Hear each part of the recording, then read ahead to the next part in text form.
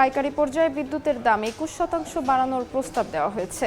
এ নিয়ে কিছুক্ষণের মধ্যে শুরু হবে গণশুনানি। এই মুহূর্তে রাজধানীর কৃষিবিদ ইনস্টিটিউট মিলনায়তনে আছেন সহকর্মী ফারুক ভূঁইয়া রবিন। সরাসরি যাচ্ছি তার কাছে। বিদ্যুতের দাম বাড়ানোর বিষয়ে গত কয়েকদিন যাবতই চলছিল নানা আলাপ আলোচনা, এবং সেই জায়গাতে আজকে সেই দাম বাড়ানোর যে প্রক্রিয়া তার যে মূল আনুষ্ঠানিকতা সেটি কিন্তু শুরু হতে যাচ্ছে। এখন থেকে অল্প কিছু সময় পর রাজধানীর কৃষিবিদ ইনস্টিটিউট মিলনায়তনে যে গণশুনানি সেটি শুরু হবে। আপনারা জানেন যে বাংলাদেশ বিদ্যুৎ উন্নয়ন বোর্ড পিডিবি, যেটি আসলে যে বিদ্যুতের একক ক্রেতা এবং ডিস্ট্রিবিউশন কোম্পানিগুলোর মধ্যে বিতরণ করে থাকে, তো সেই বিদ্যুৎ উন্নয়ন বোর্ড পিডিবি তার চলতি অর্থ বছরে ৬২,০০০ কোটি টাকা ঘাটতি হতে পারে এমন একটি যুক্তি তুলে ধরে তারা বাংলাদেশ এনার্জি রেগুলেটরি কমিশন বিএআরসিতে যে আবেদন জানিয়েছেন বিদ্যুতের দাম বাড়ানোর বিষয়, এবং সেখানে সেই আবেদনে যে একটি ধারণা দেওয়া হয়েছে যে আগামী অর্থ বছরে এই ঘাটতি যদি বিদ্যুতের দাম বাড়ানো না হয় তাহলে ৬৫,০০০ কোটি টাকা দাঁড়াতে পারে।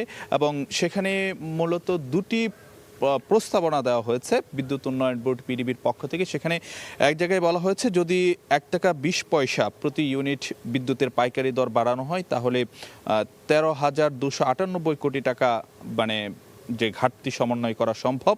এবং অন্যদিকে যদি ইউনিট প্রতি বিদ্যুতের পাইকারির দাম ১ টাকা ৫০ পয়সা অর্থাৎ ২ টাকা বৃদ্ধি করা হয় তাহলে ঘাটতি কমানো সম্ভব ১৬,৬৬২ কোটি টাকা। অর্থাৎ এখানে যেই দুটি প্রস্তাব দেওয়া হয়েছে, এখানে যদি বলতে চাই যে বিদ্যুতের বর্তমান দাম যেটি সেটি পিডিবি যেগুলো বিতরণ কোম্পানিগুলোর কাছে যে দরে দিয়ে থাকে সেটি হলো ৬ টাকা ৯৯ পয়সা।